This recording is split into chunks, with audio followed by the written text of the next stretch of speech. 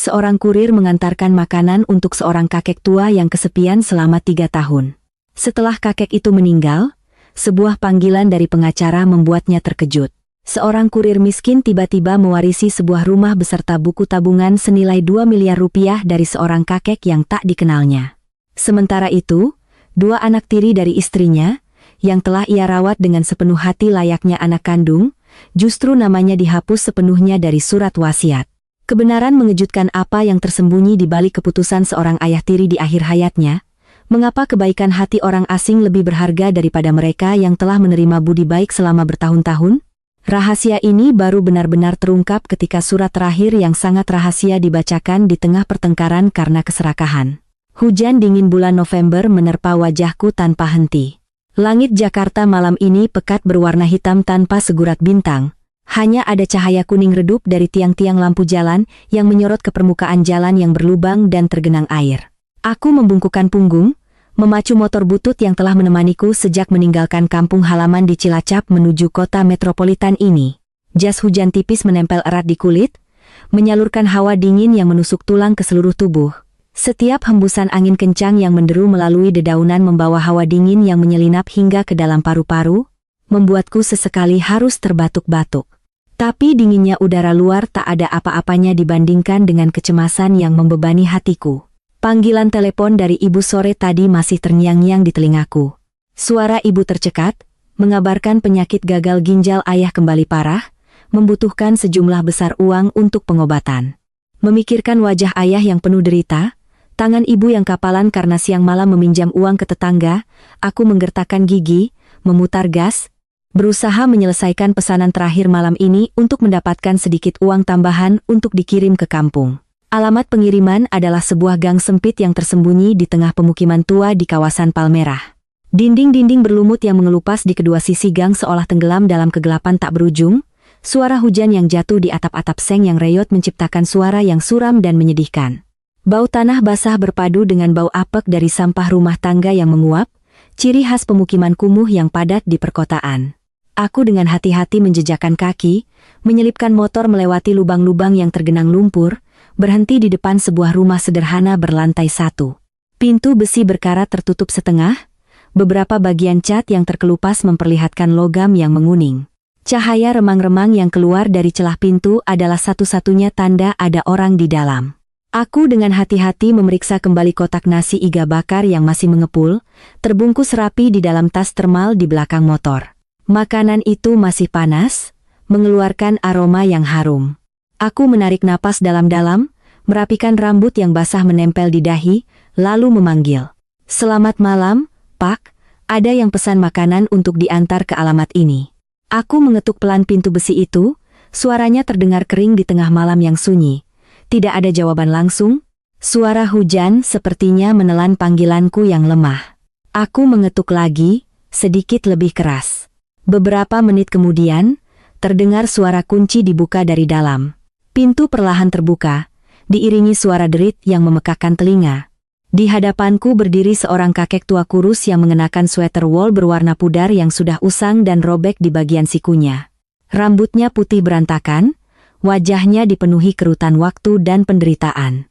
Matanya yang cekung dan kusam menyimpan kesedihan yang tak terlukiskan. Seolah-olah ia telah mengumpulkan semua kesepian di dunia dan menyimpannya di matanya.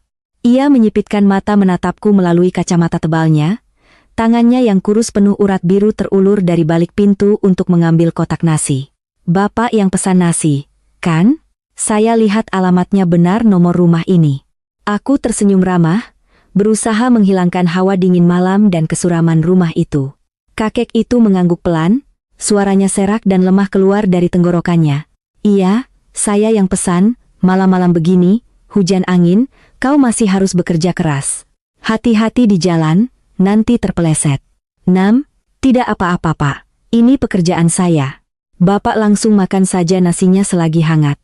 Kotaknya saya simpan baik-baik di tas termal jadi masih panas. "Selamat makan Pak." Aku menunduk memberi salam, bersiap berbalik menuju motor yang terparkir di bawah hujan. "Tunggu sebentar, saya bayar nasinya." Kakek itu dengan canggung merogoh saku celananya, mengeluarkan setumpuk uang receh yang kusut, berusaha dalam merapikannya untuk dihitung. Tangannya gemetar di bawah cahaya lampu teras yang redup. Pesanan ini sudah dibayar melalui aplikasi, Pak. Bapak tidak perlu membayar lagi. Aku melambaikan tangan menolak, menghentikan tindakan kakek itu. Mataku tanpa sengaja melirik ke ruang tamu di belakangnya. Ruangan sempit yang berantakan, perabotan tua menyambut mataku. Televisi tabung besar tergeletak diam di rak kayu yang berdebu. Di tengah ruangan ada satu set sofa yang sudah robek, kulit pelapisnya mengelupas memperlihatkan busa yang menguning di dalamnya. Jaring laba-laba menggantung di sudut-sudut langit-langit yang menguning karena rembesan air. Suasana sepi dan dingin menyelimuti rumah itu, sama sekali tidak ada kehangatan sebuah keluarga. Seorang pria tua yang sakit-sakitan tinggal sendirian di rumah reot ini, di tengah malam hujan yang dingin, tiba-tiba memesan sekotak nasi benar-benar membuat hatiku terasa berat. Kakek itu tertegun sejenak, matanya menunjukkan kebingungan. Oh, begitu, saya sudah tua, mata sudah rabun. Mengoperasikan ponsel pintar ini sulit sekali. Saya tidak tahu salah pencet di mana sampai sudah terbayar. Saya hanya takut uangmu tertipu, hati-hati ya di jalan. Jalanan malam ini licin. Aku memberi salam lagi pada kakek itu lalu bergegas naik ke motor. Saat motor mulai berjalan keluar dari gang kecil itu, aku menoleh ke belakang. Sosok kurus kakek itu masih berdiri di depan pintu, menyatu dengan tirai hujan yang kabur. Pintu masih terbuka setengah seolah menunggu sesuatu yang jauh. Hatiku sedikit terenyuh. Bayangan kakek yang kesepian itu terus membayangi pikiranku sepanjang perjalanan pulang ke kamar kosku yang kumuh di pinggiran kota. Di suatu tempat di kampung halaman, ayahku juga sedang berjuang melawan penyakitnya. Apakah ada saatnya ketika aku sibuk dengan rutinitas mencari nafkah di kota? Ayah di kampung juga diam-diam menanggung kesepian yang sama. Pikiran itu membuatku gelisah tak bisa tidur. Suara hujan di teras masih berderai, mengetuk irama yang teratur di hatiku yang penuh kegelisahan sebagai seorang pemuda miskin perantau yang menanggung beban keluarga. Keesokan paginya, langit Jakarta lebih cerah, sinar matahari yang lemah menembus dedaunan pohon angsana yang tua, membawa sedikit kehangatan langka setelah semalam hujan deras. Udara segar menghilangkan bau apek kota. Aku bangun pagi-pagi sekali, mengunyah sepotong roti tawar lalu memulai hari kerja baru dengan ritme yang biasa.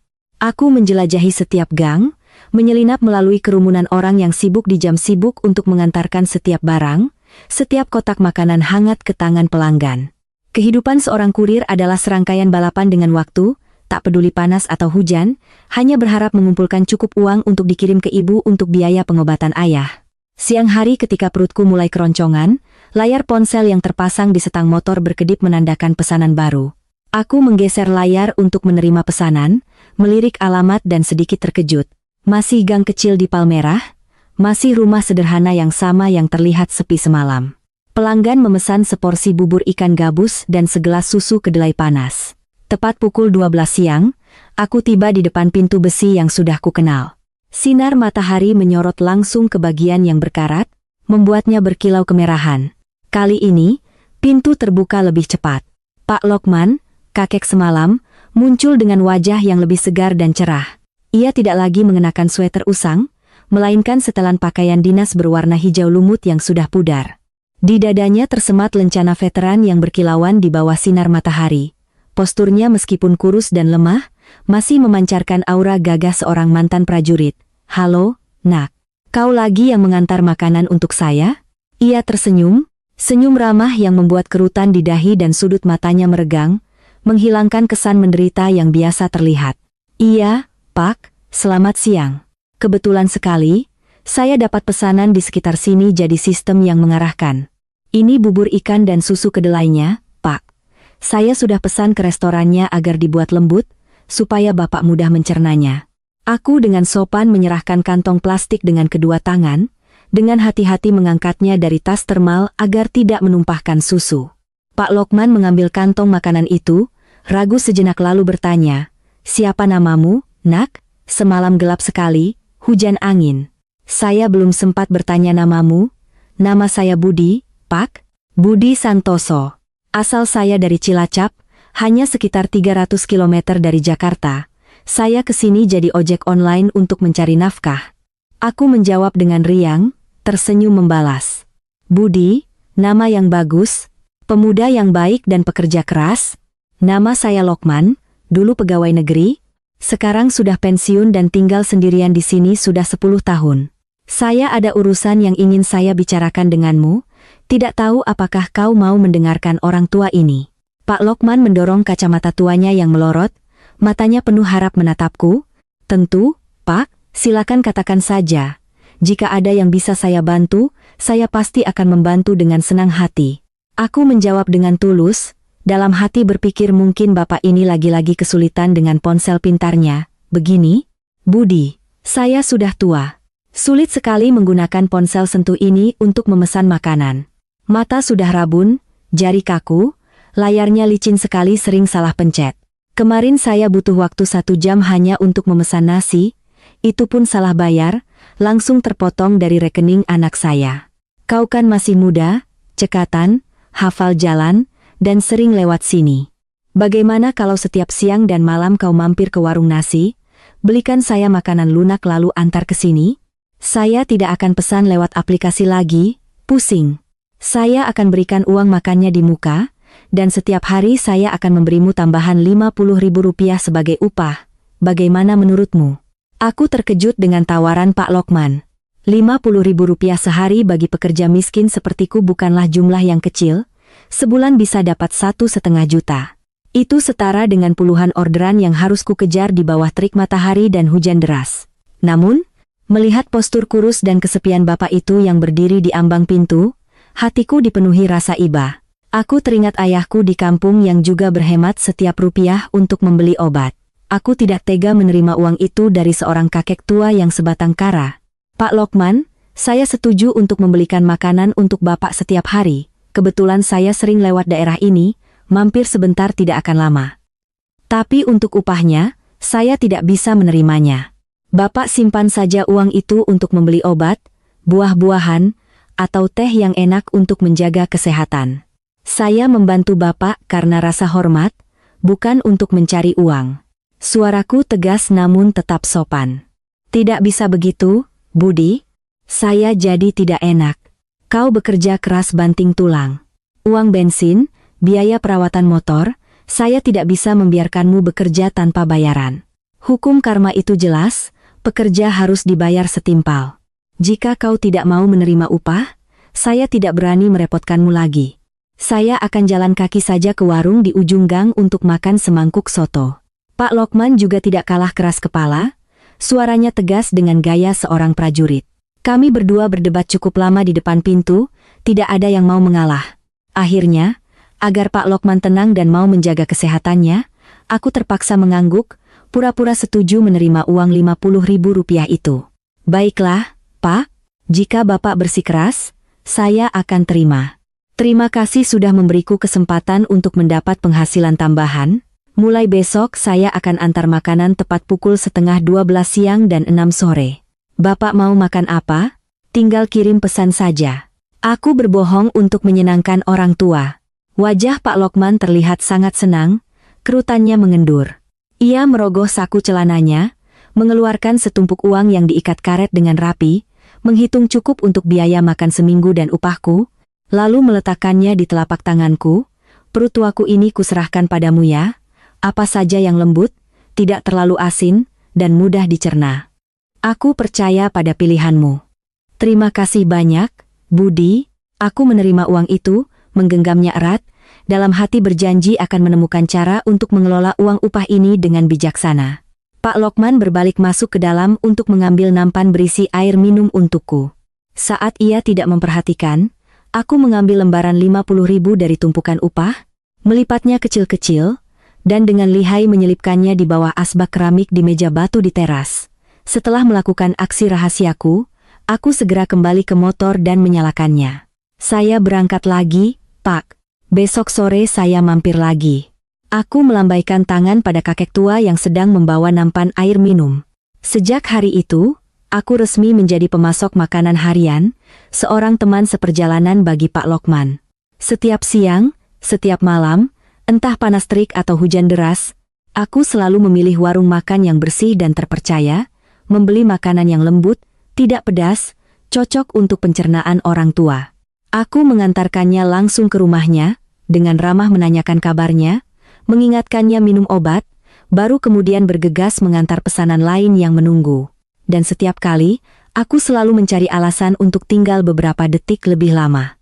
Kadang memuji bunga krokotnya yang indah, kadang izin ke toilet, untuk secara diam-diam menyembunyikan lembaran 50.000 di bawah nampan air, di bawah pot sukulen, atau di tepi tumpukan koran tua di meja.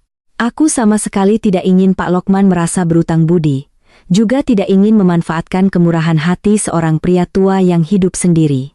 Aku hanya berpikir sederhana, sedikit perhatian tulus dariku mungkin bisa menghangatkan hatinya yang dingin di tengah ibu kota yang sibuk namun tak berperasaan ini. Waktu berlalu begitu cepat, sudah lebih dari sebulan sejak aku mulai mengantarkan makanan khusus untuk Pak Lokman. Hubungan kami kini bukan lagi sekadar jual beli biasa antara pelanggan dan kurir, melainkan telah terjalin sebuah ikatan aneh yang sakral. Pak Lokman selalu berdiri di ambang pintu menyambutku setiap kali makan dengan senyum cerah di wajahnya.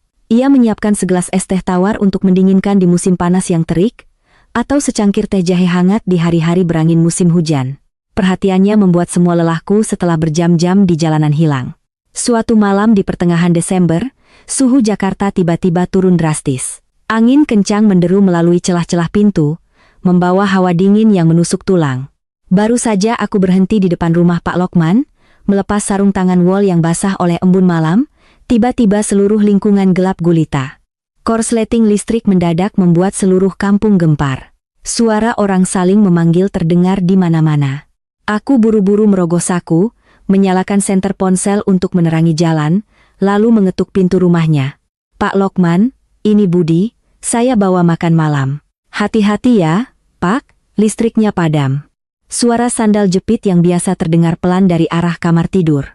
Pak Lokman membuka pintu besi, tangannya memegang senter plastik kecil dengan cahaya yang redup. Cepat masuk, nak, di luar dingin sekali. Entah kenapa listriknya tiba-tiba mati begini. Mata saya sudah rabun, lama sekali baru ketemu senter tua ini di pojok lemari. Suara bapak itu bergetar karena kedinginan. Aku memasukkan motor ke samping dinding, dengan hati-hati membawa kotak nasi ayam asam manis masuk ke dalam. Ruangan itu sunyi dan gelap, tanpa kehangatan pemanas atau lampu, terasa sangat dingin. Aku meletakkan kotak nasi di meja batu, dengan cepat mengambil korek api dari saku jaket, menyalakan lilin merah yang baru saja Pak Lokman temukan di laci meja. Cahaya lilin kuning menari-nari, mengusir sebagian kegelapan. Bayangan kami berdua memanjang dan bergoyang di dinding yang catnya sudah mengelupas. Bapak makan saja dulu, nanti keburu dingin. Malam ini dingin sekali. Bapak punya jaket tebal? Biar saya ambilkan dari kamar. Tanyaku ramah, menggosok-gosok kedua tanganku agar hangat.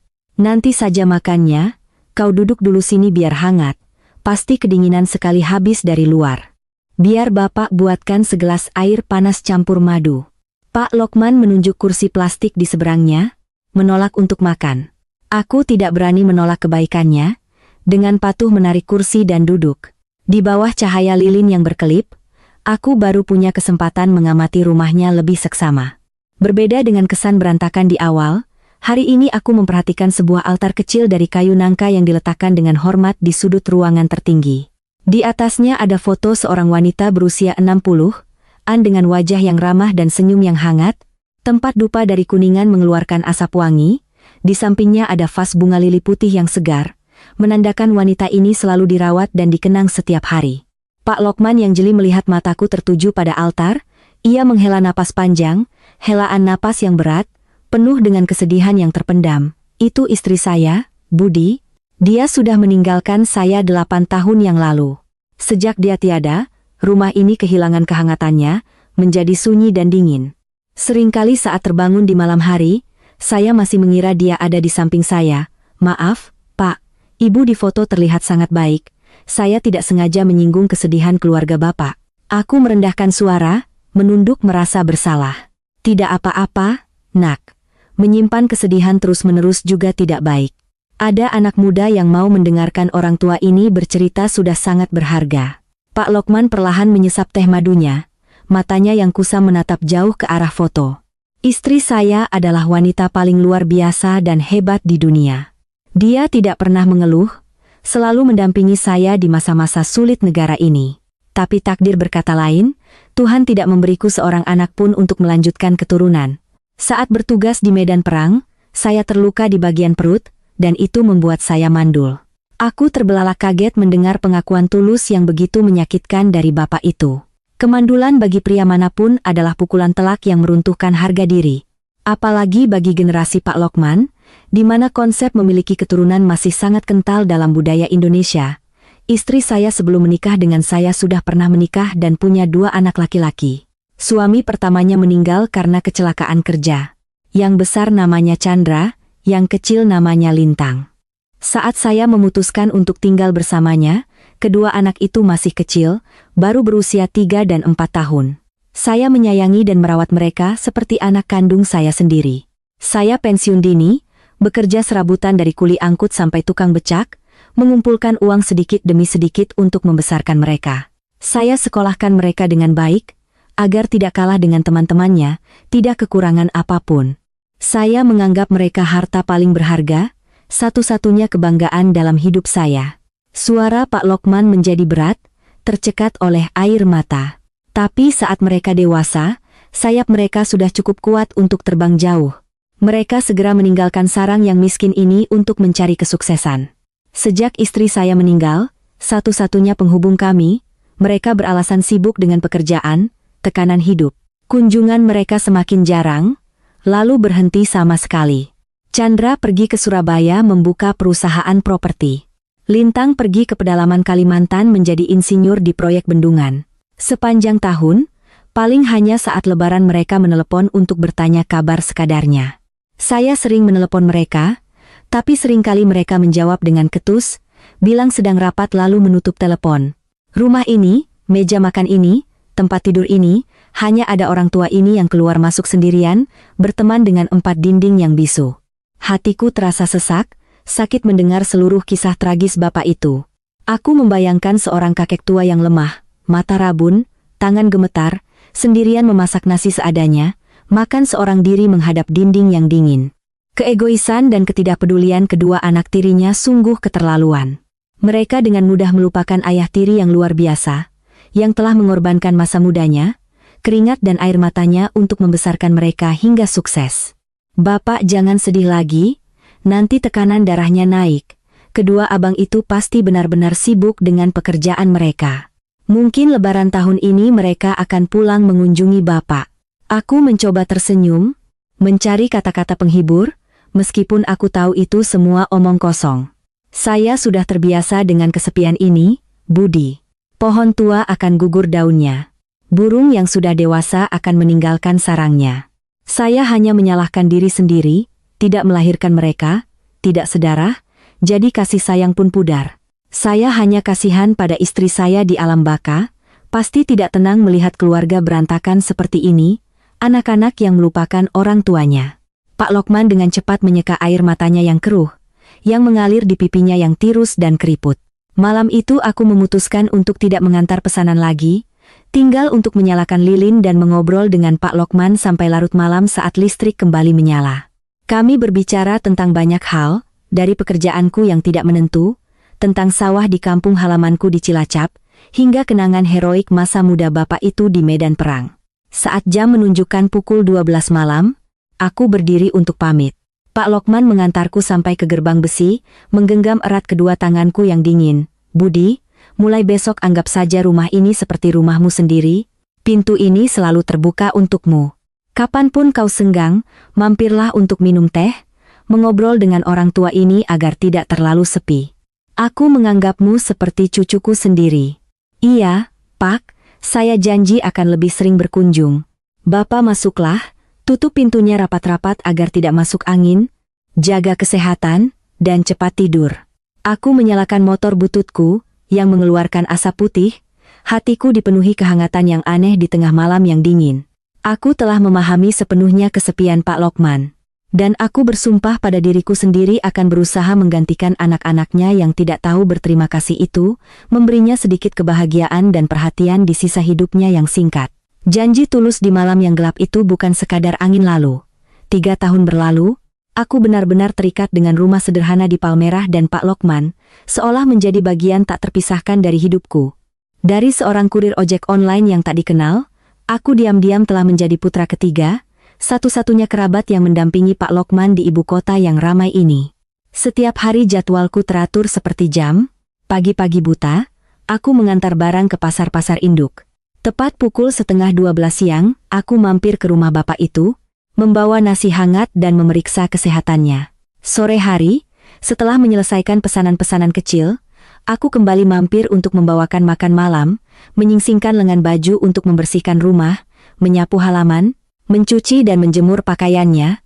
Ada kalanya di bulan Juli saat banjir melanda, aku tetap menerjang air setinggi lutut untuk membawakan obat flu. Memasakkan semangkuk bubur ayam hangat dan menyuapinya sesendok demi sesendok. Teringat musim dingin tahun lalu? Suatu malam yang sangat dingin, aku sedang tertidur lelap di kamar kosku ketika menerima panggilan darurat dari nomor Pak Lokman. Di seberang telepon tidak ada suara, hanya ada napas yang terengah-engah dan rintihan kesakitan yang lemah. Firasatku mengatakan ada sesuatu yang tidak beres. Aku melompat dari tempat tidur, menyambar jaket, tanpa sempat memakai kaos kaki, memacu motor secepat mungkin menembus jalanan yang sepi, menerobos beberapa lampu merah untuk sampai ke rumahnya secepat mungkin. Pintu besi terkunci dari dalam, aku panik memanjat pagar, memanggil namanya berkali-kali, tapi tidak ada jawaban. Tanpa ragu, aku meminjam bangku dari warung di pinggir jalan, memanjat pagar rendah yang penuh pecahan kaca, menggunakan batu untuk memecahkan jendela agar bisa masuk. Pemandangan di depanku membuatku lemas. Pak Lokman tergeletak tak sadarkan diri di lantai keramik yang dingin di samping tempat tidur, kedua tangannya memegangi dada kirinya, wajahnya pucat pasi seperti lilin. Aku panik berlari, menggendong tubuhnya yang kurus dan ringan, berlari sekuat tenaga ke jalan raya, dengan panik memberhentikan taksi. Malam itu, di UGD Rumah Sakit Harapan Kita, aku duduk gelisah di lorong yang berbau disinfektan, keringat membasahi punggungku, kedua tanganku terkepal erat, berdoa memohon keajaiban. Dokter jaga mendiagnosisnya terkena serangan stroke akibat tekanan darah tinggi. Jika terlambat 15 menit saja, nyawanya tidak akan tertolong. Sambil menunggu infus, aku membuka daftar kontak di ponsel tuanya, mencari nomor Chandra dan Lintang untuk memberi kabar. Panggilan ke Chandra hanya berdering panjang lalu masuk ke pesan suara. Panggilan ke Lintang baru dijawab setelah panggilan kelima, tapi dengan suara serak dan bau alkohol yang mengantuk. Halo, siapa ini? Tahu jam berapa sekarang? Menelepon seperti orang kesurupan. Bang Lintang, ini saya, Budi, kurir yang biasa mengantar makanan sekaligus tetangga Pak Lokman. Pak Lokman baru saja kena stroke berat, sekarang di UGD Rumah Sakit Harapan Kita. Abang segera pesan tiket pesawat pulang untuk melihat kondisi Bapak. Aku berusaha menahan amarahku yang meluap. Stroke? Ya ampun. Besok siang baru ada penerbangan dari pedalaman ke Jakarta. Sekarang saya sedang terjebak proyek di gunung, tidak bisa langsung pulang. Tolong kau ambilkan uang dulu di ATM untuk bayar biaya rumah sakit. Minggu depan saya pulang, saya ganti 2 kali lipat. Tolong jaga Bapak malam ini ya. Saya ngantuk sekali. Saya tutup teleponnya. Suara tut, tut, tut yang dingin memotong pikiranku. Aku terpaku menatap layar ponsel. Ayah tiri yang telah mengorbankan masa mudanya untuk membesarkan mereka kini terbaring di antara hidup dan mati, tapi anak yang dianggapnya putra, yang disekolahkan dengan baik, hanya membalas dengan sikap dingin yang mengerikan. Menggunakan uang untuk menggantikan perhatian.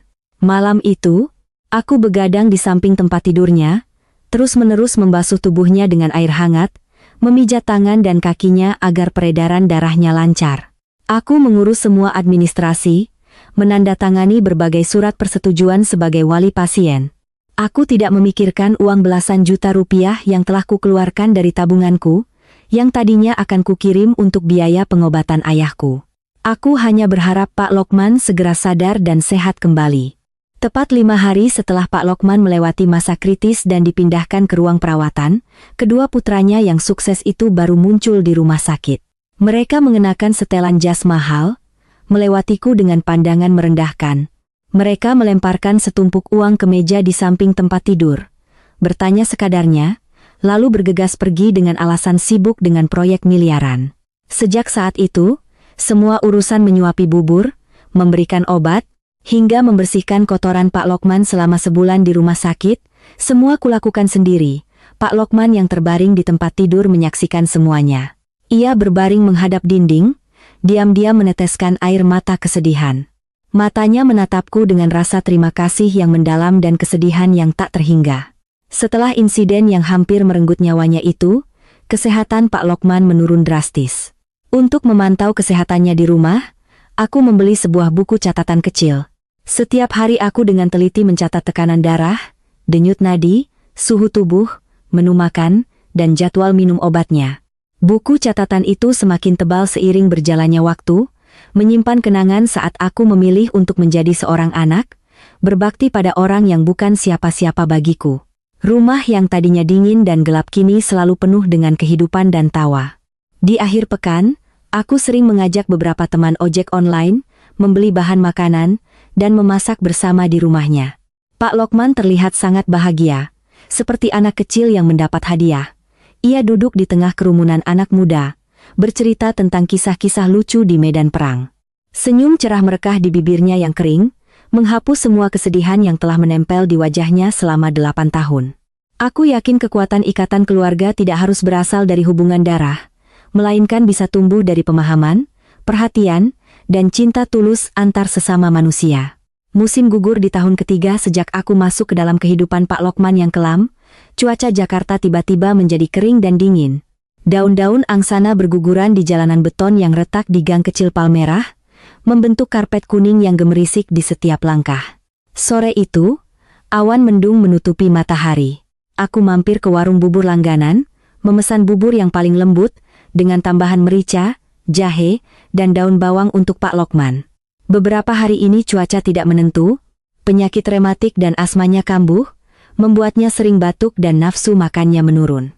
Aku membawa rantang bubur panas, bergegas ke rumahnya. Berbeda dari biasanya, di mana ia selalu duduk menunggu di teras, hari ini pintu besinya tertutup rapat dan terkunci dari dalam. Aku berhenti dan memanggilnya. Pak Lokman, ini Budi, saya bawa bubur panas. Jawabannya hanyalah keheningan yang menakutkan. Tidak ada suara sandal jepit yang biasa terdengar, tidak ada suara batuk sebagai jawaban. Firasat buruk menyelimutiku. Aku menggedor pintu dengan keras, memanggilnya lebih kencang, tapi sia-sia. Jantungku berdebar kencang, keringat dingin membasahi punggungku, teringat insiden stroke yang mengerikan. Aku tidak berani menunggu lebih lama lagi. Aku meletakkan rantang bubur di teras, mundur beberapa langkah, lalu menendang kunci yang berkarat dengan sekuat tenaga. Pintu besi terbuka dengan suara keras. Aku berlari masuk. Ruang tamu sepi, tercium bau dupa yang biasa.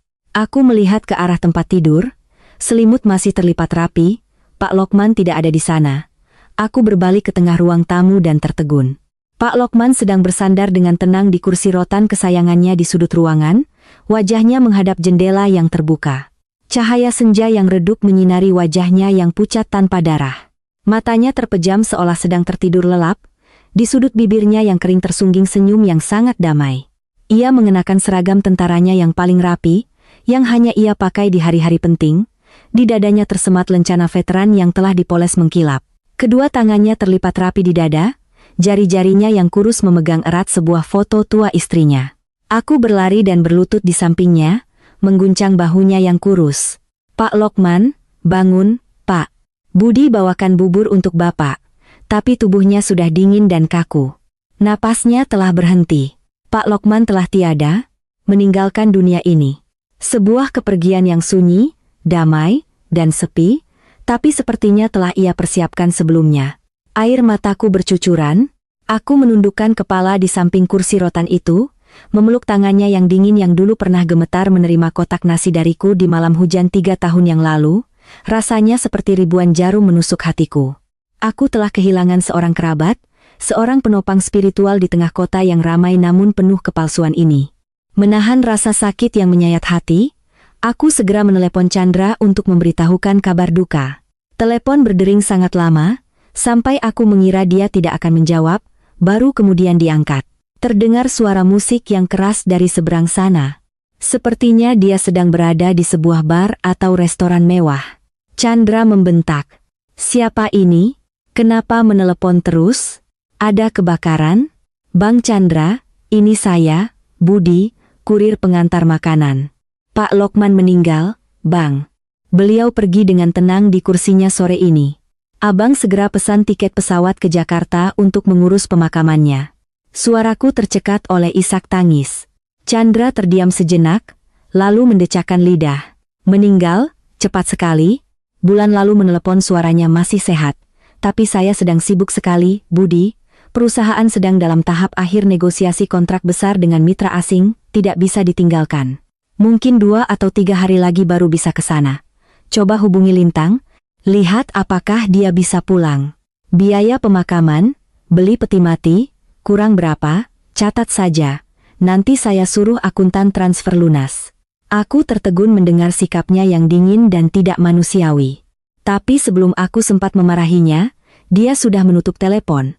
Aku melanjutkan menelepon Lintang. Lintang menjawab lebih cepat, tapi dengan nada lelah dan kesal. Ada masalah apa lagi, Budi? Saya sedang dinas di pedalaman Laicau. Sinyal jelek, cepat katakan. Bang Lintang, ayah abang meninggal. Beliau baru saja pergi sore ini, tolong pulang untuk mengurusnya. Bagaimanapun juga, beliau telah membesarkan abang sejak kecil. Lintang menghela napas panjang. Sial sekali. Kenapa bapak itu memilih waktu yang pas saat saya sedang sibuk-sibuknya begini? Dari sini ke jalan raya saja butuh waktu seharian.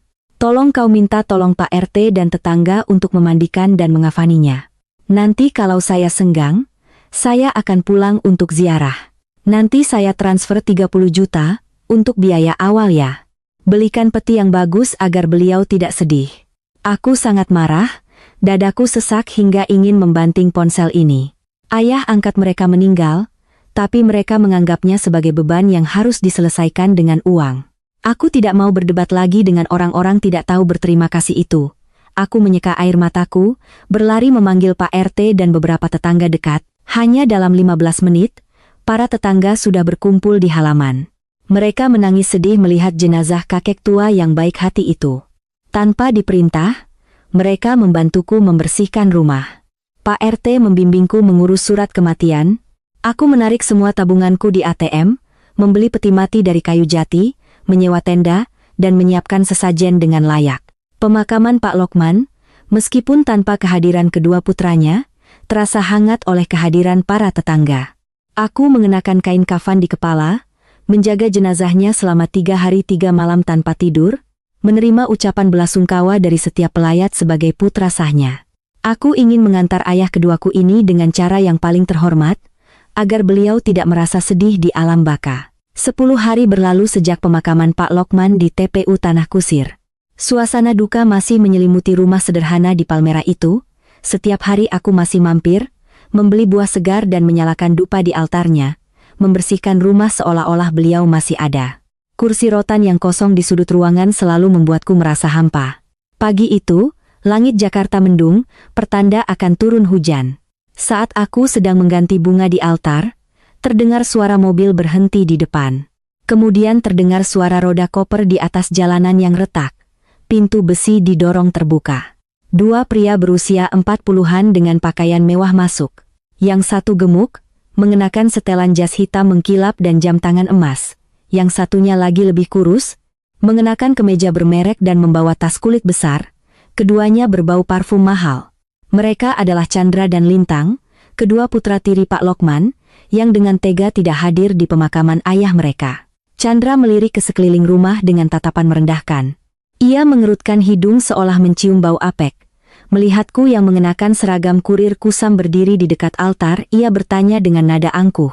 Kau Budi, si kurir yang sering kesini kan? Pemakaman sudah selesai, kenapa kau masih di sini? Mau mencuri? Aku sangat marah tapi berusaha tenang. Saya datang untuk menyalakan dupa dan membersihkan rumah. Kalian sebagai anak, baru 10 hari kemudian datang. Belum sekalipun menyalakan dupa untuk ayah kalian. Tolong bicara yang sopan, Lintang mengerutkan kening.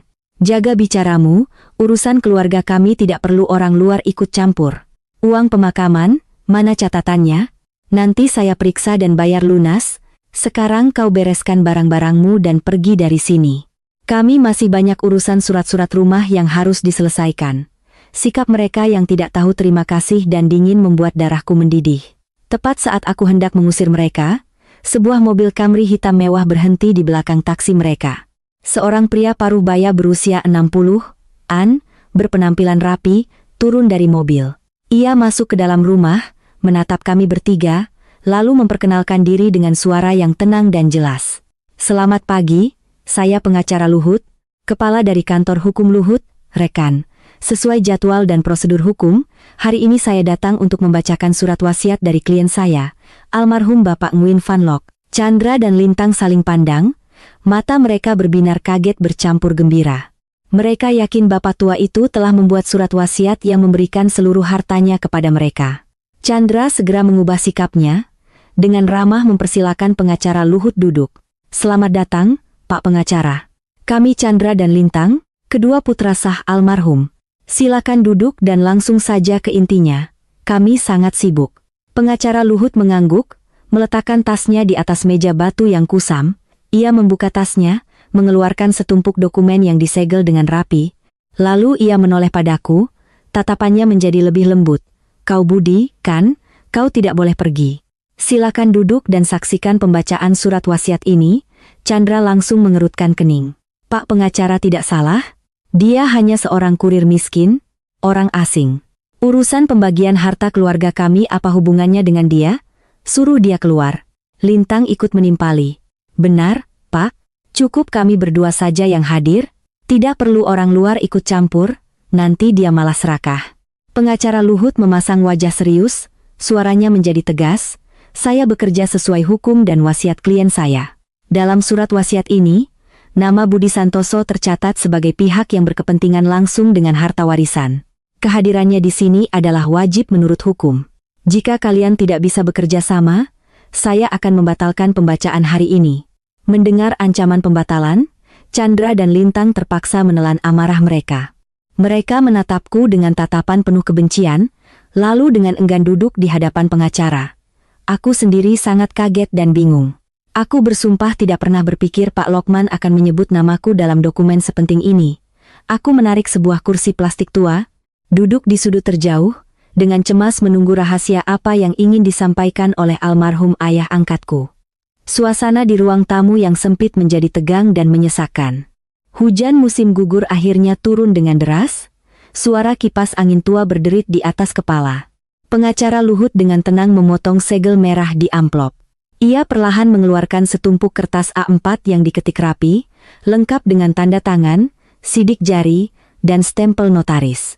Ia merapikan kacamatanya, berdeham, lalu mulai membacakan isinya dengan suara yang jelas. "Republik Indonesia, surat wasiat ini dibuat secara resmi pada tanggal 20 bulan lalu. Oleh saya, Nguyen Van Loc, nomor KTP 249576, saat ini berdomisili di alamat Gang 12, Palmerah." Suara berat pengacara itu menggema di dalam rumah.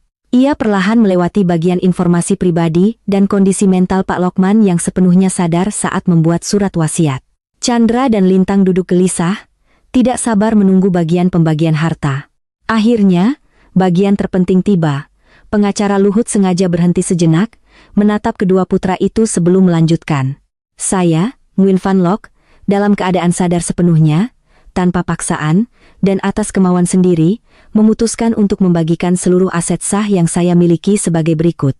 Aset tersebut meliputi sebuah rumah beserta hak guna bangunan seluas 60 meter persegi di alamat ini, dan sebuah buku tabungan senilai 2 miliar rupiah di Bank Mandiri Cabang Jakarta." Mendengar jumlah yang fantastis, mata Chandra dan Lintang berbinar, 2 miliar rupiah tunai, dan sebuah rumah bersertifikat di Jakarta. Meskipun di dalam gang, tanah 60 meter persegi itu setidaknya bernilai beberapa miliar. Totalnya adalah warisan yang sangat besar.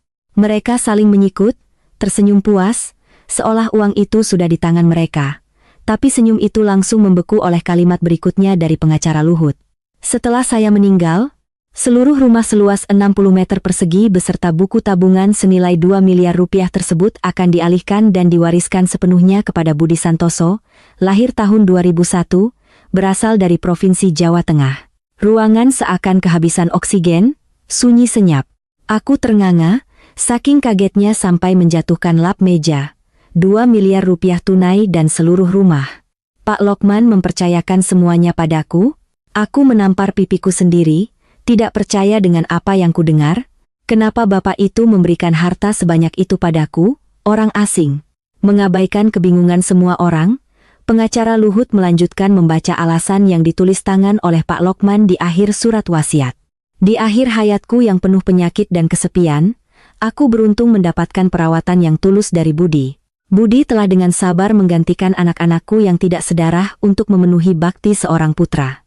Dia telah begadang tak terhitung malamnya, merawat setiap makan dan tidurku, membawaku ke rumah sakit, mengurus obat-obatan tanpa pamrih. Aku memutuskan untuk meninggalkan seluruh aset ini kepada Budi sebagai balasan yang pantas atas kebaikan hatinya. Kuharap Budi menggunakan uang ini untuk masa depannya dan terus membantu orang tua yang membutuhkan. Anak-anak tiriku, Chandra dan Lintang, saat ini sudah memiliki kehidupan yang mapan.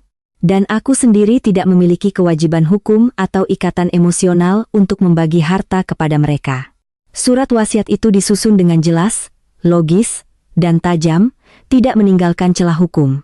Itu seperti tamparan keras di wajah Chandra dan Lintang yang egois. Pengacara Luhut selesai membaca, dengan rapi melipat dokumen itu. Surat wasiat ini berlaku sah sejak saat ini. Sesuai dengan wasiat almarhum, saya mengumumkan bahwa Budi Santoso adalah satu-satunya ahli waris yang sah. Dimohon semua pihak untuk menghormati hukum. Aku duduk membeku, dadaku berdebar kencang, air mata kembali menggenang. Pak Lokman, saya merawat Bapak tulus karena kasihan, bukan karena mengincar harta ini. Kebaikan dan kepercayaan Bapak begitu besar, bagaimana mungkin anak miskin seperti saya berani menerimanya? Aku memanggil namanya dalam hati, merasakan tanggung jawab yang begitu berat di pundakku di bawah tatapan tajam kedua orang serakah di hadapanku. Hanya butuh 5 detik bagi Chandra dan Lintang untuk pulih dari keterkejutan dan langsung meledak dalam amarah. Wajah Chandra memerah seperti ayam jago, urat-urat biru menonjol di dahinya. Ia menggertakkan gigi, berdiri, dan memukul meja dengan keras. Tidak mungkin. Ini pasti ada kesalahan atau pemalsuan dokumen. Bapak saya tidak mungkin sebodoh itu memberikan warisan miliaran kepada orang asing. Chandra berteriak, menunjuk wajahku. Matanya memerah, menunjukkan kebencian yang mendalam. Lintang juga tidak bisa tenang. Ia berdebat dengan pengacara Luhut. Anda ini pengacara macam apa? Ijazah Anda beli ya? Kami ini anaknya. Satu-satunya kerabat yang ia rawat sejak kecil. Anak ingusan ini siapa dalam silsilah keluarga kami? Dia hanya kurir rendahan. Atas dasar apa dia mau menelan 2 miliar dan rumah ini? Ini pasti penipuan terorganisir. Saya akan tuntut Anda ke pengadilan karena terlibat. Aku berdiri, mendorong kursi hingga bergeser.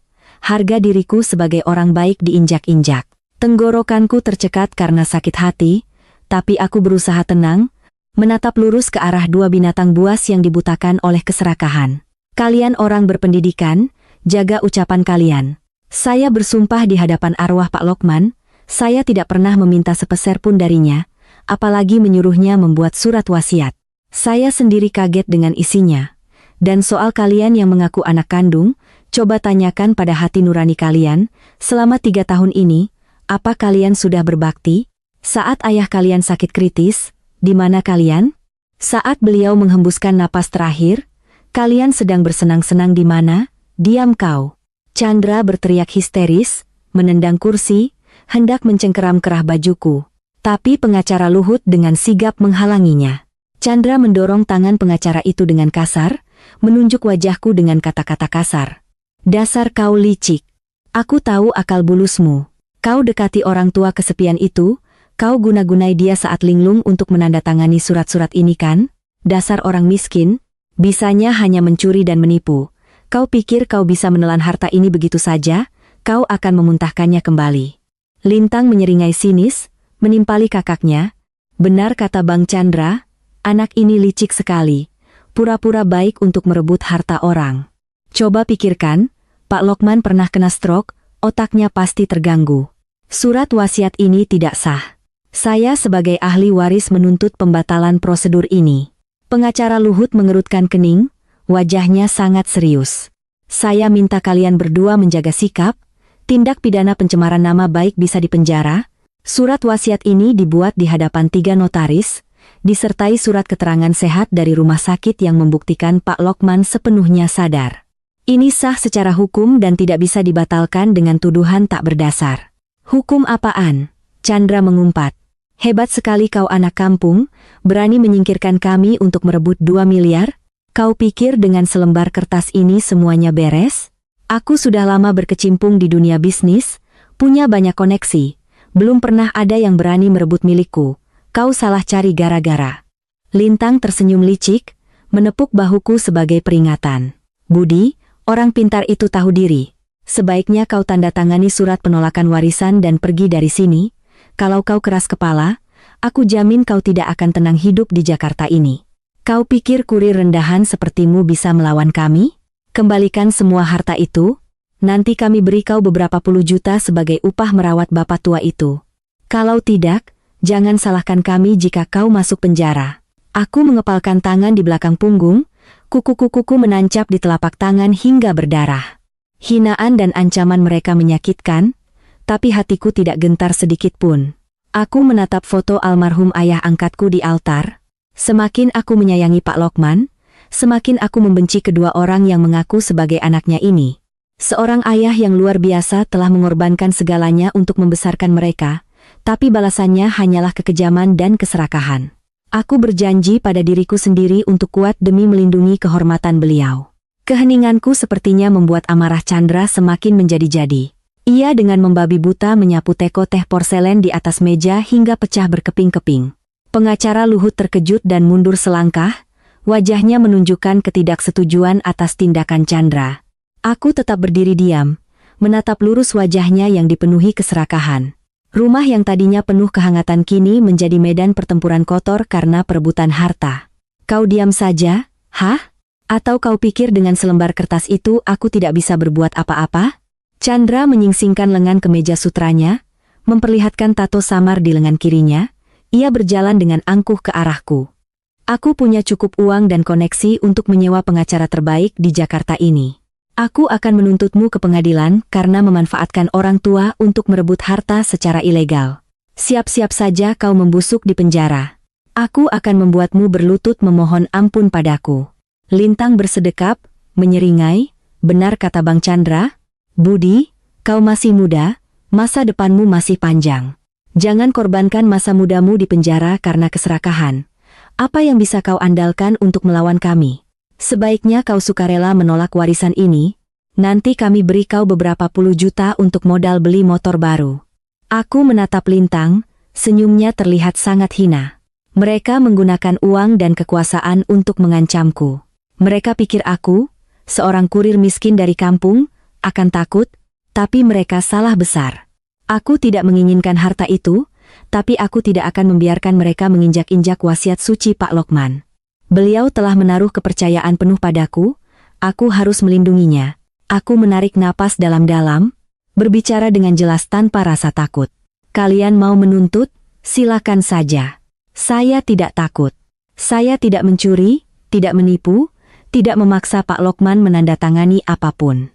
Surat wasiat ini adalah kehendak bebasnya yang diakui sah oleh hukum. Kalian pikir dengan uang, kalian bisa memutarbalikkan fakta? Silakan panggil polisi, panggil pengadilan. Saya siap menghadapi kalian, tapi ingat, hukum karma itu ada. Kalian memperlakukan ayah angkat kalian dengan kejam, Tuhan Maha melihat. Kata-kataku yang tegas membuat Chandra dan Lintang sedikit terdiam. Mereka tidak menyangka orang rendahan sepertiku berani melawan. Pengacara Luhut mengangguk setuju dengan keberanianku. Ia melangkah maju. Budi benar. Hukum selalu membela kebenaran. Surat wasiat ini sah. Jika kalian terus membuat onar dan menghina Budi, saya akan menasihatinya untuk menuntut balik kalian atas pencemaran nama baik. Mohon jaga sikap kalian sebagai orang terpelajar. Ketegasanku dan peringatan dari pengacara Luhut sepertinya tidak membuat Chandra dan Lintang gentar. Sebaliknya, mereka semakin gila. Banyak omong kau, apa buktinya kau merawat bapak kami? Lihat penampilanmu, makan saja susah. Bagaimana bisa merawat orang lain? Jangan-jangan kau beri bapak kami makanan murah, lalu merayunya untuk menandatangani surat wasiat. Chandra menantangku. Benar, mana buktinya? Kau bilang kau merawat ayah kami selama 3 tahun, mana buktinya? Siapa saksinya? Atau semua itu hanya karanganmu untuk menutupi niat jahatmu? Aku tidak mau berdebat lagi, aku berjalan ke sudut ruangan, mengambil tas ranselku. Aku mengeluarkan setumpuk dokumen yang terbungkus plastik dan sebuah buku catatan kecil berwarna kuning. Aku meletakkannya di atas meja di hadapan mereka. Kalian mau bukti? Ini yang kalian cari. Aku menunjuk buku catatan itu. Ini adalah buku harian yang saya gunakan untuk mencatat kondisi kesehatan Pak Lokman selama 3 tahun. Dari hari pertama saya mengantar makanan untuknya. Di sini tercatat tekanan darah, denyut nadi, menu makan, dan jadwal minum obatnya setiap hari. Silakan baca, lihat apakah tulisan ini tulisan saya. Lihat apakah saya memberinya makanan murah seperti yang kalian tuduhkan. Aku melanjutkan membuka bungkusan plastik, mengeluarkan setumpuk kwitansi rumah sakit dan resep obat. Dan tumpukan kertas ini adalah seluruh rekam medis dan kwitansi pembayaran biaya rumah sakit Pak Lokman saat beliau kena stroke tahun lalu. Malam itu sangat dingin. Saya harus memecahkan jendela untuk masuk dan menggendongnya ke rumah sakit. Saya menelepon kalian sampai pulsa habis. Yang satu bilang sibuk, yang satu bilang sedang dinas. Saya harus menggunakan semua tabungan saya yang tadinya untuk biaya pengobatan ayah kandung saya, untuk menyelamatkan nyawa Pak Lokman. Di setiap kwitansi, di kolom penanggung jawab, yang bertanda tangan adalah saya, Budi Santoso, bukan Chandra atau Lintang. Chandra dan Lintang terbelalak melihat tumpukan bukti di depan mata mereka. Mereka dengan canggung mengambil buku catatan itu, membuka lembar demi lembar. Tulisan tangan yang rapi dan detail terlihat jelas. Dari hari-hari pertama makan bubur encer, hingga saat sehat makan nasi iga, lalu saat sakit makan makanan lunak. Semuanya tercatat dengan teliti, penuh dengan perhatian dan kasih sayang. Tangan Chandra yang gemuk sedikit gemetar saat melihat kwitansi puluhan juta rupiah dengan tanda tanganku. Ia tidak menyangka seorang kurir miskin bisa begitu teliti dan berkorban. Pengacara Luhut memeriksa salah satu surat keluar rumah sakit. Ia mengangguk dengan hormat. Ini adalah bukti yang sangat kuat dan tak terbantahkan di pengadilan. Budi telah menjalankan tugasnya sebagai seorang anak dengan sempurna. Ini sesuai dengan apa yang ditulis Pak Lokman dalam surat wasiatnya. Pengabdian Budi adalah fakta yang tak bisa disangkal. Keributan di rumah Pak Lokman telah menarik perhatian para tetangga. Pak RT, seorang pria berusia 60-an yang disegani, datang dengan sepedanya. Diikuti oleh ibu-ibu penjual teh, tukang reparasi sepeda, dan beberapa ibu rumah tangga lainnya. Mereka berkumpul di halaman, penasaran dengan apa yang terjadi. Melihat pintu terbuka, Pak RT langsung masuk. Ada apa ini ribut-ribut?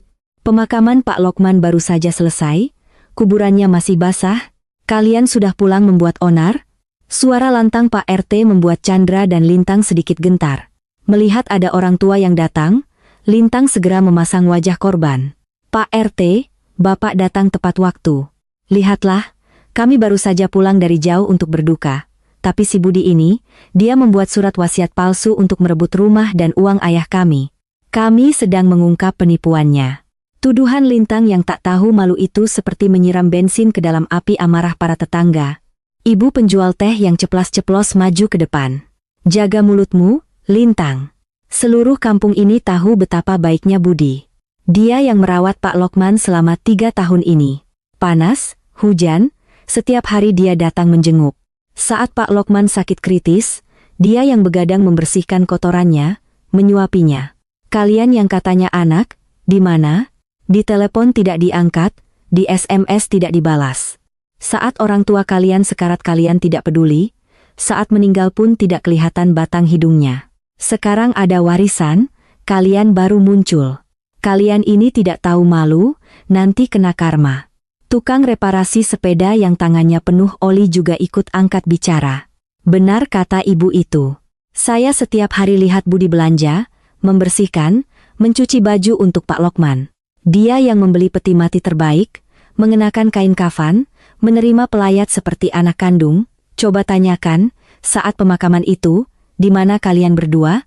Sekarang baru pulang membuat keributan. Kami ini miskin, tapi tidak buta dan tidak tuli. Jangan mentang-mentang punya uang bisa seenaknya di sini. Kemarahan para tetangga seperti badai yang menerjang Chandra dan Lintang. Mereka dihujat di depan umum, topeng kemunafikan mereka terkoyak. Chandra pucat pasi, tak bisa berkata-kata. Ia terbiasa memerintah di kantor, menggunakan uang untuk membeli koneksi.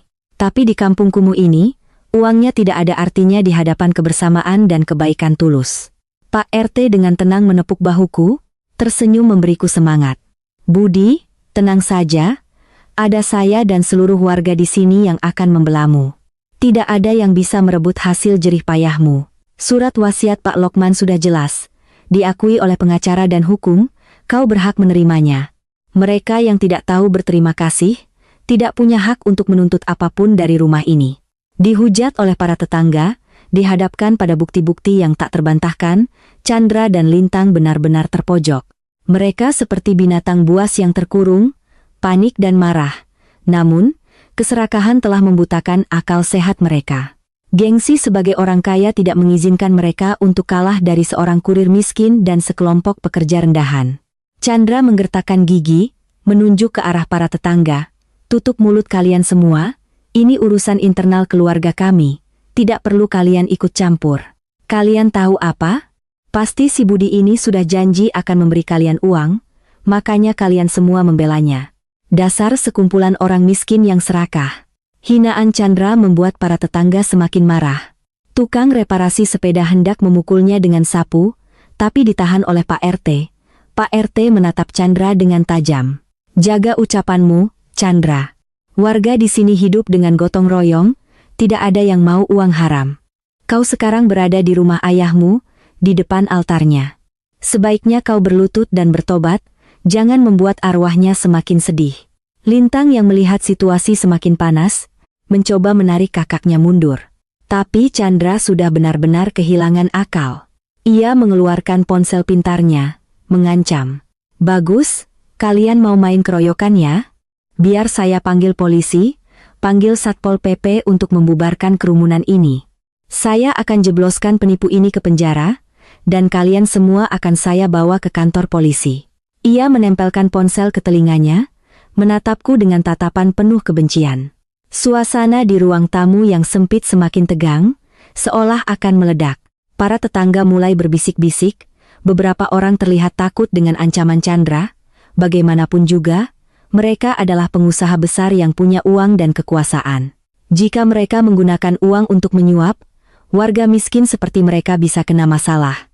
Aku tetap berdiri diam, aku tidak takut dengan ancamannya, karena aku yakin dengan kebenaranku, aku hanya merasa sedih. Sedih untuk arwah Pak Lokman yang harus menyaksikan pemandangan tragis ini. Kegigihan Chandra sudah mencapai titik buta. Ia lebih baik menghancurkan segalanya daripada melepaskan harta yang besar itu. Tepat saat jari Chandra akan menekan tombol panggil, sebuah suara yang tenang namun berwibawa terdengar, menghentikan kekacauan. Tolong hentikan, tidak perlu melibatkan polisi. Semua mata tertuju pada pengacara Luhut. Ia berdiri tegak, merapikan jasnya, wajahnya menunjukkan ketenangan yang luar biasa di tengah badai. Ia membuka tasnya lagi. Kali ini bukan dokumen hukum yang ia keluarkan, melainkan sebuah amplop berwarna kuning pucat, disegel dengan rapi. Mohon semuanya tenang. Ini adalah bagian terpenting hari ini. Pengacara Luhut mengangkat amplop itu agar semua orang bisa melihat. Ia menatap dalam-dalam ke mata Chandra dan Lintang yang terbelalak. Ini adalah wasiat terakhir. Sebuah surat tulisan tangan yang sangat rahasia dari Pak Lokman, yang ia titipkan pada saya untuk disimpan di brankas bank setahun yang lalu. Klien saya berpesan, surat ini hanya boleh dibuka jika setelah beliau meninggal, Chandra dan Lintang kembali untuk memperebutkan harta dan menyulitkan Budi. Jika kalian menerima surat wasiat dengan baik, surat ini akan selamanya dibakar bersama jenazahnya. Tapi sayangnya, kalian telah memilih jalan terburuk, memaksa saya untuk menepati janji pada almarhum. Keheningan seketika menyelimuti seluruh ruang tamu. Suara hujan di luar tiba-tiba terdengar begitu jelas dan menyedihkan. Chandra terpaku, jarinya yang tadi siap menelepon perlahan turun. Matanya terpaku pada amplop kuning di tangan pengacara Luhut. Sifat arogannya tiba-tiba lenyap, digantikan oleh kebingungan yang mendalam. Lintang yang berdiri di sampingnya juga mundur selangkah, menelan ludah, merasakan firasat buruk. Aku berdiri diam di sudut ruangan, jantungku berdebar kencang. Setiap kata dari pengacara Luhut seperti gelombang yang menyentuh lubuk hatiku yang terdalam. Pak Lokman, ternyata Bapak sudah mengantisipasi semua kemungkinan terburuk. Bapak sudah tahu sifat serakah dan ketidakpedulian kedua putra yang Bapak rawat. Bapak harus menyiapkan pertahanan terakhir untuk melindungi orang asing seperti saya. Ini benar-benar membuat hatiku sakit. Pak RT dan para tetangga juga menahan napas. Mereka menaruh kepercayaan penuh pada keadilan hukum dan moral. Tanpa diperintah, kerumunan itu mundur, memberikan ruang di tengah ruangan untuk kata-kata terakhir dari alam baka. Pengacara Luhut melihat sekeliling, tatapannya berhenti pada dua wajah yang pucat karena tegang. Suaranya menjadi berat dan penuh wibawa. Silakan duduk, ini bukan lagi masalah pembagian uang atau rumah. Ini adalah curahan hati dari ayah kalian yang telah ia tulis dengan sisa tenaganya. Mohon dengarkan dengan saksama, dengan hati nurani sebagai seorang anak. Chandra dan Lintang tidak berani membantah lagi. Mereka dengan patuh duduk, tangan mereka terkepal di atas paha, dahi mereka berkeringat dingin. Rasa penasaran bercampur takut akan rahasia masa lalu membuat mereka kehilangan semua kesombongan. Pengacara Luhut dengan perlahan mengambil pisau kertas, dengan hati-hati memotong segel merah. Di dalam amplop ada setumpuk kertas folio bergaris yang sudah menguning, dilipat rapi menjadi 4. Tinta biru pulpennya sudah sedikit pudar, menunjukkan tulisan tangan yang gemetar khas orang tua yang sakit. Sambil memegang kertas tipis itu, pengacara Luhut sedikit mendorong kacamatanya, berdeham, lalu mulai membacakan dengan suara pelan dan penuh perasaan, menyampaikan setiap kata yang penuh dengan kerinduan dari almarhum ayah. Untuk Chandra dan Lintang, kedua putraku tercinta. Hanya sebuah sapaan sederhana, tapi cukup untuk membuat hidungku perih. Tidak ada kebencian, tidak ada celaan, Pak Lokman masih memanggil mereka dengan sebutan putraku tercinta dengan penuh kasih sayang. Chandra menundukkan kepalanya, menghindari tatapan semua orang, sementara Lintang menggigit bibir bawahnya hingga berdarah untuk menahan emosi. Pengacara Luhut menarik napas dalam-dalam, melanjutkan membaca tulisan yang basah oleh keringat dan air mata Pak Lokman. Ayah menulis surat ini saat kaki ayah bengkak dan sakit hingga tak bisa berjalan, dan batuk yang tak henti-henti setiap malam membuat dada ayah serasa mau pecah. Ayah tahu waktu ayah di dunia ini tidak lama lagi. Saat kalian mendengar kata-kata ini dari pengacara Luhut, mungkin ayah sudah tersenyum, berbaring tenang di samping makam ibu kalian. Ayah hanya berharap kalian mau meluangkan waktu sejenak untuk mendengarkan curahan hati orang tua ini untuk yang terakhir kalinya. Seluruh ruangan sunyi senyap, hanya terdengar suara hujan dan isak tangis tertahan dari para ibu tetangga. Chandra dan Lintang, ada rahasia yang tadinya ingin ayah bawa mati, tapi ayah takut jika tidak diungkapkan, kalian akan karena keserakahan menyakiti orang yang tidak bersalah. Ayah mandul karena luka perang. Itu adalah luka terbesar bagi seorang pria. Tapi sebagai gantinya, Tuhan membawa ibu kalian ke dalam hidup ayah yang kelam. Ibu kalian adalah wanita yang paling luar biasa. Dia membawa kalian berdua, dua anak yang tampan, untuk menyalakan kembali harapan hidup ayah. Ayah mencintai ibu kalian dengan segenap jiwa, dan ayah juga bersumpah akan menyayangi dan merawat kalian berdua, anak tirinya, lebih dari darah daging ayah sendiri. Suara pengacara Luhut tiba-tiba tercekat. Ia harus berhenti sejenak untuk menelan ludah, sebelum membaca bagian terpenting dari surat itu. Kalian pasti masih selalu bertanya-tanya, dari mana ayah dulu mendapatkan uang miliaran untuk modal usaha Chandra dan biaya sekolah Lintang ke luar negeri. Dulu ayah berbohong pada kalian, dan juga pada ibu kalian, bahwa ayah beruntung menang main saham. Kenyataannya tidak seperti itu, anak-anakku. Gaji ayah sebagai pegawai rendahan mana mungkin bisa dapat uang miliaran? Untuk mendapatkan uang sebanyak itu demi mewujudkan impian kalian, ayah diam-diam pulang ke kampung di Cilacap. Ayah dengan berat hati, diam-diam menjual tanah pusaka paling berharga peninggalan kakek nenek buyut keluarga Nguyen. Itu adalah tanah kelahiran, tempat pemujaan leluhur. Ayah menjual tanah leluhur itu, berbuat dosa pada nenek moyang, hanya untuk menukarnya dengan masa depan cerah bagi kalian berdua yang tidak semarga. Terdengar seruan kaget dari para tetangga. Pak RT terbelalak, kaget dengan pengorbanan yang begitu besar dari tetangganya yang terlihat biasa saja. Chandra dan Lintang benar-benar terpaku di kursi, wajah mereka berubah-ubah, dari merah pada menjadi pucat pasi. Tangan Chandra gemetar hebat, ia meremas kemeja sutranya yang mahal. Mereka tidak pernah menyangka dasar dari kesuksesan mereka hari ini dibangun di atas tanah leluhur seorang ayah tiri yang tidak sedarah. Kebenaran yang telanjang dan menyakitkan ini menghantam telak kesombongan dan ketidaktahuan terima kasih mereka. Suasana menjadi hening dengan kesedihan yang tak terhingga. Pengacara Luhut dengan hati-hati membalik ke halaman kedua. Tulisan Pak Lokman di halaman ini terlihat lebih gemetar dan pudar. Sepertinya ternoda oleh air mata yang jatuh di malam yang sunyi. Ayah menceritakan rahasia ini bukan untuk menuntut balas budi atau meminta kalian membayar utang. Cinta seorang ayah untuk anak-anaknya selalu tanpa syarat, tidak pernah mengharapkan balasan. Ayah menyembunyikan riang ini selama bertahun-tahun karena ayah tidak ingin kalian terbebani. Ayah ingin kalian terbang tinggi dengan sayap yang paling bebas. Tapi anak-anakku, sejak ibu kalian tiada, rumah ini menjadi sangat dingin dan menakutkan.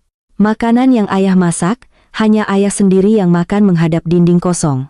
Malam-malam saat ayah batuk dan sesak napas, ayah sangat merindukan panggilan ayah. Merindukan sebuah tangan yang mengusap punggung dan memberiku segelas air hangat. Ayah menelepon kalian, mendengar suara kalian yang ketus bilang sibuk rapat. Hati ayah sakit sekali, tapi ayah tidak berani menyalahkan. Ayah tahu kehidupan modern di luar sana keras, tekanan finansial membebani pundak kalian. Pohon besar harus merentangkan dahannya, burung yang sudah berbulu harus meninggalkan sarangnya. Ayah hanya menyalahkan diri sendiri yang sudah tua dan tidak berguna, menjadi beban bagi kemajuan kalian. Suara pengacara Luhut yang berat menggema hingga ke sudut hati nurani yang paling gelap. Para wanita di sekitar mulai menyeka air mata mereka. Ayah akan segera tiada. Harta duniawi pada akhirnya hanyalah benda fana. Tidak ada yang bisa dibawa mati. Ayah hanya berpesan satu hal pada kalian berdua. Sekaya apapun kalian, tetaplah jaga kebaikan hati. Kalian berdua harus saling menyayangi dan membantu di saat sulit. Jangan karena uang, kalian kehilangan ikatan keluarga, menginjak-injak moral. Jangan biarkan keserakahan membutakan akal sehat dan menghancurkan kehormatan keluarga. Pesan terakhir Pak Lokman dalam surat itu tidak mengandung amarah atau kutukan, melainkan hati yang lapang dari seorang orang tua. Beliau menggunakan kebaikannya untuk mencoba membangunkan kembali sisi kemanusiaan yang tertidur dalam diri Chandra dan Lintang. Chandra menundukkan kepalanya sepenuhnya di atas meja, bahunya yang lebar mulai bergetar. Lintang menutupi wajahnya dengan kedua tangan, air mata mengalir melalui sela-sela jarinya, jatuh di atas meja batu yang dingin. Penyesalan yang mendalam menggerogoti hati mereka yang tersesat. Pengacara Luhut dengan perlahan mengangkat lembar terakhir. Suasana menjadi semakin tegang, semua mata tertuju pada baris-baris terakhir surat takdir ini. Ini akan menjadi penjelasan paling lengkap atas keputusannya untuk memberikan seluruh hartanya kepada seorang kurir asing. Mengenai rumah tua ini dan sedikit tabungan pensiun yang tersisa, ayah sudah memikirkannya berulang kali. Kalian sekarang sudah punya rumah mewah, mobil, dan karier yang mapan. Uang ini bagi kalian tidak seberapa, tapi bagi ayah, ini adalah aset terakhir yang ingin ayah gunakan untuk membalas budi yang besar. Ayah memutuskan untuk meninggalkan seluruh harta ini kepada Budi. Budi tidak sedarah dengan ayah, dia hanya seorang mahasiswa miskin yang bekerja sebagai kurir. Tapi selama 3 tahun ini, dialah yang telah memberikan ayah kehangatan sebuah keluarga. Dia yang menyuapi ayah sesendok bubur saat ayah terbaring sakit. Dia yang begadang semalaman memijat kaki ayah yang bengkak. Dia yang tanpa ragu memecahkan jendela untuk membawa ayah ke rumah sakit, merebut nyawa ayah dari kematian. Dia yang menangis sedih, kasihan pada seorang kakek tua yang kesepian. Pengacara Luhut berhenti membaca, menatap lurus padaku, matanya dipenuhi rasa hormat dan kekaguman. Aku terisak-isak, menutupi wajahku dengan kedua tangan untuk menyembunyikan air mata yang panas. Pak Lokman, yang saya lakukan hanyalah hal kecil, kenapa Bapak begitu menghargainya? Pengacara Luhut melanjutkan membaca baris terakhir. Suaranya terdengar kuat seperti sebuah vonis atas ketidakpedulian Chandra dan Lintang. Anak-anakku, ayah tidak memberikan harta kepada orang asing. Ayah menggunakan sedikit materi yang tersisa ini untuk memberikannya kepada seorang putra yang benar-benar berbakti. Ayah ingin menebus semua kesulitan yang telah Budi alami untuk merawat ayah sebagai ganti dari tanggung jawab kalian. Ayah percaya Budi akan menggunakan uang ini untuk berbuat baik, membantu sesama. Ayah melarang kalian untuk memperebutkan atau menyulitkan Budi dalam bentuk apapun. Jika kalian melanggar wasiat ini, ayah tidak akan pernah memaafkan kalian, bahkan di alam baka. Tanda, ayah kalian, Nguyen Van Lok. Pengacara Luhut perlahan menurunkan lembar kertas itu, dengan hati-hati melipatnya kembali, lalu meletakkannya di atas meja batu. Ia melepas kacamatanya, menyeka air mata di sudut matanya. Ruang tamu sunyi senyap. Lintang tiba-tiba membenturkan kepalanya ke meja, menangis terseduh-seduh. Tangisan seorang pria dewasa yang terdengar begitu pilu dan menyakitkan. Ia menyesal telah mengejar kesuksesan semu dan melupakan ayahnya yang merindukannya di rumah. Chandra juga tidak bisa lagi mempertahankan sikapnya yang angkuh. Ia menampar wajahnya sendiri berulang kali. Suaranya terdengar jelas. Kenangan masa kecil yang indah kembali terlintas di benaknya. Bayangan ayah tirinya yang menggendongnya di punggung, bercucuran keringat, untuk melihat kembang api di malam tahun baru. Bayangan beliau yang menahan lapar untuk memberikan jatah makanannya kepada mereka berdua. Keserakahan dan keegoisan mereka telah hancur lebur di hadapan cinta dan pengorbanan tanpa pamrih Pak Lokman. Gemuruh guntur di luar jendela seolah merobek suasana muram pagi itu. Hujan masih turun dengan deras, seolah ikut menangisi nasib seorang manusia yang penuh pengorbanan namun harus menerima terlalu banyak kepahitan. Di ruang tamu yang sempit, waktu seolah berhenti. Lintang menundukkan kepalanya di atas meja marmer yang dingin, bahunya yang kurus bergetar tak terkendali. Isak tangisnya menggema di antara empat dinding, terdengar begitu pilu dan menyakitkan. Ia teringat masa kecilnya saat sakit, punggung kurus ayah tirinya yang telah menggendongnya berjalan puluhan kilometer di jalanan berlumpur di tengah malam hujan untuk membawanya ke puskesmas. Pria itu telah begadang semalaman, memeluknya untuk menghangatkan, memberikan semangkuk bubur ayam satu-satunya di rumah agar ia cepat sembuh. Tapi saat dewasa dan sukses, ia malah melupakan penyelamat hidupnya. Chandra duduk di samping adiknya, matanya merah dan bengkak. Tangannya yang besar mencengkeram tepi meja, hingga buku-buku jarinya memutih. Tamparan yang baru saja ia layangkan ke wajahnya sendiri meninggalkan bekas merah. Tapi rasa sakit fisik itu tak sebanding dengan luka di hati nuraninya yang kini berdarah. Ia adalah seorang pengusaha sukses, tapi kini ia sadar bahwa seluruh kesuksesannya dibangun di atas pengorbanan tak terhingga dari ayah tiri yang selama ini ia remehkan.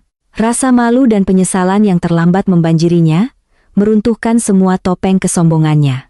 Para tetangga yang menyaksikan pemandangan itu juga diam-diam menyeka air mata. Kemarahan mereka telah berganti menjadi rasa iba. Pak RT menghela napas panjang, menggelengkan kepala melihat dua pria paruh baya yang menangis seperti anak kecil yang kehilangan hal paling berharga. Kesadaran Chandra dan Lintang memang sudah sangat terlambat, ayah mereka yang baik hati telah tiada. Tapi setidaknya, nurani terakhir mereka telah terbangun sebelum semuanya menjadi lebih buruk. Arwah Pak Lokman mungkin akan merasa sedikit terhibur melihat air mata penyesalan yang tulus itu. Setelah beberapa saat, membiarkan air mata membersihkan semua dosa dan keserakahan mereka, Chandra perlahan mengangkat wajahnya, matanya bengkak dan kusam karena lelah dan penyesalan. Ia menyeka air matanya dengan lengan kemeja sutranya yang mahal, lalu dengan gemetar berdiri. Kakinya terasa lemas. Ia berjalan perlahan ke arah pengacara Luhut, tidak lagi dengan sikap angkuh. Chandra menangkupkan kedua tangannya, membungkuk dengan hormat, suaranya serak dan tercekat. "Pak pengacara, izinkan saya memegang surat dari ayah saya sebentar. Saya janji tidak akan merusaknya." Pengacara Luhut menatap matanya yang memohon, lalu mengangguk setuju. Ia dengan hati-hati menyerahkan kertas yang sudah menguning itu. Chandra menerimanya dengan tangan yang gemetar. Ia mengelus setiap tulisan tangan ayahnya, mendekap kertas tipis itu di dadanya, seolah mencari kehangatan yang hilang. Ia memeluk surat itu, lalu berbalik menghadap para tetangga dan aku. Chandra menarik napas dalam-dalam, dengan lantang menyatakan, "Saya adalah anak yang tidak tahu berterima kasih, lebih buruk dari binatang. Saya bersumpah di hadapan arwah ayah saya dan semua yang hadir di sini. Mulai saat ini, kami secara resmi melepaskan semua niat untuk menuntut atau memperebutkan harta ini. 2 miliar rupiah atau rumah ini, kami selamanya tidak pantas menerimanya. Semuanya adalah milik Budi, sesuai dengan wasiat suci ayah saya." Pernyataan Chandra seperti lonceng yang memecah keheningan, menghilangkan semua kecurigaan dan kebencian. Suasana tegang sepanjang pagi itu akhirnya mereda. Para tetangga mulai berbisik, tatapan mereka pada Chandra dan Lintang melunak. Penyesalan yang tulus dari kedua orang yang tersesat itu telah sedikit meredakan amarah warga. Lintang juga berdiri, menghampiri kakaknya. Kedua pria paruh baya dengan penampilan yang menyedihkan itu berjalan perlahan ke arahku. Aku menatap lurus ke mata mereka, tidak lagi melihat kesombongan atau keserakahan. Hanya ada rasa malu dan penyesalan yang mendalam. Saat jarak tinggal beberapa langkah, Chandra dan Lintang serentak berhenti. Tanpa diperintah, keduanya membungkuk 90 derajat di hadapanku. Sebuah penghormatan yang dalam dari orang-orang yang terbiasa sombong. Untuk memohon maaf dari seorang pekerja miskin, Chandra berkata dengan suara serak. Budi, kami berdua berutang permintaan maaf yang tulus padamu. Kami telah menghinamu dengan kata-kata paling keji. Kami dibutakan oleh uang hingga melupakan moral. Lintang menyambung dengan tercekat, maafkan kebodohan dan ketidaktahuan, terima kasih kami. Terima kasih karena selama 3 tahun ini telah dengan sabar merawat ayah kami, kau telah menggantikan kami untuk berbakti. Kau benar-benar pantas mendapatkan semua yang ayah tinggalkan. Melihat dua pria yang seusia pamanku menangis dan membungkuk di hadapanku, hatiku terasa sesak. Kemarahanku lenyap, digantikan oleh rasa lega dan pengampunan. Aku melangkah maju, memegang bahu mereka, mengangkat mereka berdiri, mataku juga memerah. Aku berkata dengan lembut, sudahlah, yang sudah meninggal tidak bisa hidup lagi. Pak Lokman di atas sana pasti tidak ingin melihat kalian saling membenci. Beliau menulis surat ini hanya agar kalian sadar dan hidup lebih baik. Kalian telah menyadari kesalahan kalian, itu adalah hadiah bakti terbaik untuk almarhum. Saya yakin arwah Pak Lokman sekarang bisa tersenyum dengan tenang. Semua masalah hukum dan perselisihan berakhir dengan damai. Setelah pembacaan surat wasiat itu, pengacara Luhut membantuku menyelesaikan semua urusan administrasi peralihan hak milik rumah dan buku tabungan 2 miliar rupiah. Memegang harta sebanyak itu, aku tidak berpikir untuk membeli pakaian mewah, mobil mahal, atau membangun rumah megah di kampung. Aku selalu mengingat pesan terakhir Pak Lokman, beliau ingin aku menggunakan uang ini untuk membantu sesama. Setelah menyisihkan sebagian kecil untuk biaya operasi ginjal ayahku, aku memutuskan untuk menggunakan sisa uangnya untuk mewujudkan keinginan mulia itu. Aku merobohkan dinding tua, merenovasi seluruh rumah menjadi sebuah rumah makan yang bersih dan nyaman. Sebuah papan nama besar berwarna hijau dengan tulisan kuning Rumah Makan Berkah terpasang di depan gerbang. Tempat itu menyediakan makan siang dan malam gratis bagi para lansia yang sebatang kara, pemulung, dan penjual koran di sekitar kota. Tidak hanya menyediakan makanan, Rumah Makan Berkah juga menjadi tempat bagi para lansia untuk berkumpul, minum teh, bermain catur, dan mengobrol untuk mengusir kesepian di hari tua. Beberapa bulan setelah dibuka, Rumah Makan Berkah selalu ramai dengan tawa dan kehangatan. Kisah Budi dan Pak Lokman bukanlah sekadar tentang balasan materi, melainkan sebuah penegasan bahwa kehangatan keluarga tidak hanya dibangun dari hubungan darah, melainkan juga dari kebaikan, dan rasa terima kasih yang tulus. Melalui kisah ini, kita belajar tentang pilihan dalam hidup. Uang dan ketenaran bisa memberikan kemewahan, tapi ketidakpedulian dan keegoisan hanya akan membawa pada jiwa yang miskin dan kesepian. Jangan menunggu orang yang kita cintai tiada baru kita menyesal, karena saat itu air mata sudah terlambat. Cara kita memperlakukan sesama adalah cerminan sejati dari nilai hidup kita. Jika kita memberi tanpa pamrih, hidup akan sendirinya memberikan kebahagiaan. Mungkin dari kisah ini, kita sadar bahwa nilai terbesar seorang manusia bukanlah pada saldo rekening atau rumah mewah, melainkan pada jejak kasih sayang yang kita tinggalkan di hati orang lain. Pak Lokman telah mengorbankan hidupnya untuk anak-anak yang tidak sedarah, dan pada akhirnya, ia menemukan penghiburan dari orang asing yang berjiwa sama. Itu adalah siklus karma yang indah, di mana kebaikan selalu menemukan tempatnya. Hiduplah sedemikian rupa sehingga saat kita tiada, kita tidak menyesali kata-kata yang belum terucap atau tindakan yang belum terlaksana. Karena cinta yang tulus adalah satu-satunya harta yang bisa menembus waktu dan kematian untuk menghangatkan dunia.